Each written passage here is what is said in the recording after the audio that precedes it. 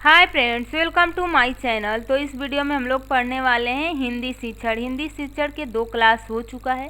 अगर आप लोग नहीं देखे हैं तो उन क्लास को ज़रूर देखिएगा और आप लोग से रिक्वेस्ट है कि उस क्लास को देखने के बाद ही इस क्लास को देखिएगा, तो आप लोग को आसानी से समझ में आएगा। तो इसमें हम लोग देखने वाले हैं भाषा के विविध रूप। तो देखिए, भाषा के विविध रूप के बारे में आप पढ़ना चाहेंगे तो यहाँ से इसको पढ़ भी सकते हैं।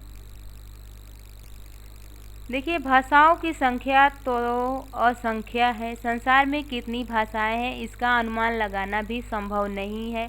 भारत जैसे विशाल देश में भाषाओं की विविधता अधिक है। इस दृष्टि से भारत विविधता का राष्ट्र है। यह भारत की विशेषता है कि यहाँ विविधता में भी एकता है। यूरोप जैसे उपमहाद्वीप में भाषाओं के आधार पर ही राष्ट्र बने हैं। यूरोप उपमहाद्वीपों के प्रत्येक देश की अपनी भाषा है, अर्थात यूरोप का विभाजन भाषाओं के आधार पर हुआ है। भारत में भाषाएं क्षेत्रीय तथा प्रादेशिक हैं, जैसे बंगला प्रदेश, पंजाब प्रदेश, राजस्थानी राजस्थान प्रदेश आदि। यूरोप में भाषाओं के राष्ट्रीय स्तर जैसे फ्रांस देश, जर्मनी देश, पोलैंड देश, ये सारे आप लोग के अनेक भाषाएं यहाँ से आप चाहेंगे तो उसको पढ़ सकते हैं। तो चलिए यहाँ से आप लोग इसके बारे में हम लोग पढ़ेंगे।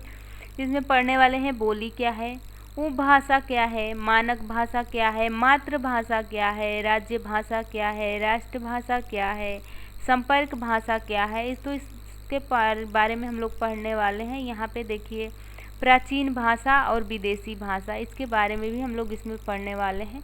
तो चलिए देखिए, पहले हम लोग पढ़ते हैं कि बोली होती क्या है। बोली क्षेत्रीय भाषा है।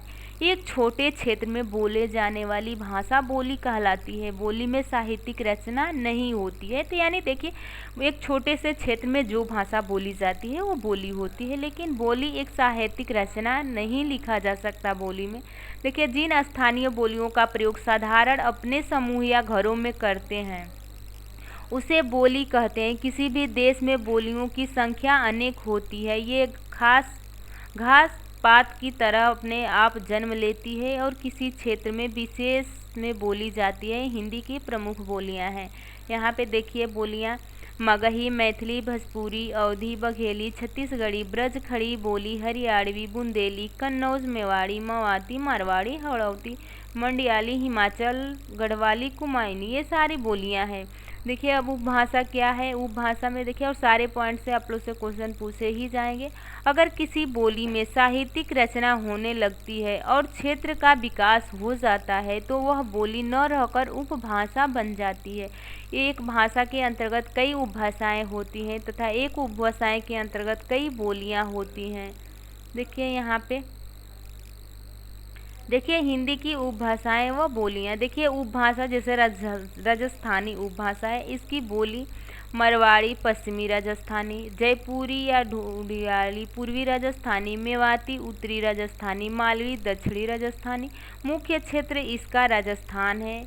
यहाँ से देखिए, पश्चिमी हिंदी आकार बहुला कौरवी या खड़ी बोली, बांगरू या हरियाणवी ओकार बहुला ब्रजभाषा, कन्नौज, बुंदेली, ये हरियाणी और उत्तर प्रदेश में बोली जाती है। पूर्वी हिंदी की देखिए, पूर्वी हिंदी की बोली है अवधी, बघेली, छत्तीसगढ़ी बोली जाती है मध्य प्रदेश, छत्तीसगढ़, उत्तर प्रदेश। यहाँ पे बिहार में भोजपुरी और मगही, यानी बिहारी से भी 2 बोलियां निकली हुई हैं, भोजपुरी और मगही, ये बिहार उत्तर प्रदेश में बोली जाती है। पहाड़ी हिंदी से निकली है पहाड़ी, कुमायूनी, गढ़वाली, ये उत्तराखंड, हिमाचल प्रदेश से बोली जाती है। अगला देखिए मानक भाषा क्या होता है। तो इसमें देखिए, मानक भाषा के स्थिर तथा सुनिश्चित रूप को भाषा का मानक या परिनिष्ठ भाषा कहते हैं। मानक भाषा शिक्षित वर्ग की शिक्षा, पत्राचार एवं व्यवहार की भाषा होती है। इसके व्याकरण तथा उच्चारण की प्रकृति लगभग निश्चित होती है। मानक भाषा को टकसाली भाषा भी कहते हैं। इसी भाषा में पाठ्य पुस्तक का प्रकाशन होता है, यानी मानक ही भाषा में पाठ्य पुस्तक का प्रकाशन होता है।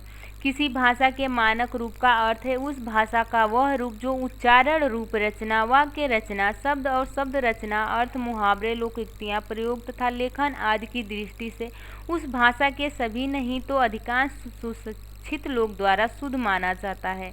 यहाँ पे देखिए, मानक भाषा व्याकरण से नियंत्रित होती है। इसका प्रयोग शिक्षा, शासन और साहित्य में होता है। बोली को जब व्याकरण से परिष्कृत किया जाता है तब वह परिनिष्ठित भाषा बन जाती है। मानक भाषा विद्वान व शिक्षाविदों द्वारा भाषा में एक रूपता लाने के लिए भाषा के जिस रूप को मान्यता दी जाती है वह मानक भाषा कहलाती है। भाषा में एक ही वर्ण या शब्द के एक से अधिक रूपी प्रचलित हो सकती है। इसमें अनेक किसी एक रूप को विद्वान द्वारा मान्यता दी जाए। जैसे गई मानक रूप है, ठंड ठंड मानक रूप, अंत मानक रूप है। अगला क्वेश्चन, अगला पॉइंट देखिए, मातृभाषा। यानी जब बच्चा बचपन में जो भाषा सीखता है अपने परिवार से वो उसकी मातृभाषा होती है। मातृभाषा यानी जिस भाषा में माँ सपने देखती है या विचार करती है वही भाषा उस बच्चे की मातृभाषा होगी, इसलिए इसे मातृभाषा कहते हैं। पितृभाषा नहीं, मातृभाषा किसी भी व्यक्ति की सामाजिक एवं भाषाई पहचान होती है। जन्म लेने के बाद मानव जो प्रथम भाषा सीखता है उसे उसकी मातृभाषा कहते हैं।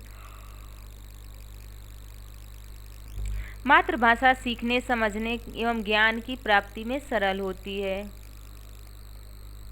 राष्ट्रीय भाषा देखिए क्या है। देश के विभिन्न भाषाओं में पारस्परिक विचार विनिमय की भाषा को राष्ट्रीय भाषा कहते हैं। राष्ट्रीय भाषा को देश के अधिकतर नागरिक समझते हैं और पढ़ते हैं या बोलते हैं। जब कोई भाषा किसी राष्ट्र के अधिकांश प्रदेश में बहुमत द्वारा बोली व समझी जाती है तो वह राष्ट्रीय भाषा बन जाती है। दूसरे शब्दों में वह भाषा जो देश के अधिकतर निवासियों द्वारा प्रयोग में लाई जाती है राष्ट्रभाषा कहलाती है। सभी देशों की अपनी अपनी राष्ट्रभाषा होती है, जैसे अमेरिका अंग्रेजी, चीन चीनी, जापान जापानी, रूस रूसी आदि। भारत की राष्ट्रीय भाषा हिंदी है। यह लगभग 70-75% लोगों द्वारा प्रयोग में लाई जाती है। राज्य भाषा देखिए, जिस भाषा में सरकार के कार्यों का निष्पादन होता है उसे राज्य भाषा कहते हैं। कुछ लोग राष्ट्रीय भाषा और राज्य भाषा में अंतर नहीं कर पाते हैं, लेकिन दोनों के अर्थ भिन्न भिन्न है। राष्ट्रीय भाषा सारे राष्ट्र के लोगों के संपर्क भाषा होती है, जबकि राज्य भाषा केवल सरकार के कामकाज की भाषा है। भारत के संविधान के अनुसार हिंदी संघ सरकार की राजभाषा है। राज्य सरकार की अपनी अपनी राज्य भाषाएं होती हैं। आप लोग को पता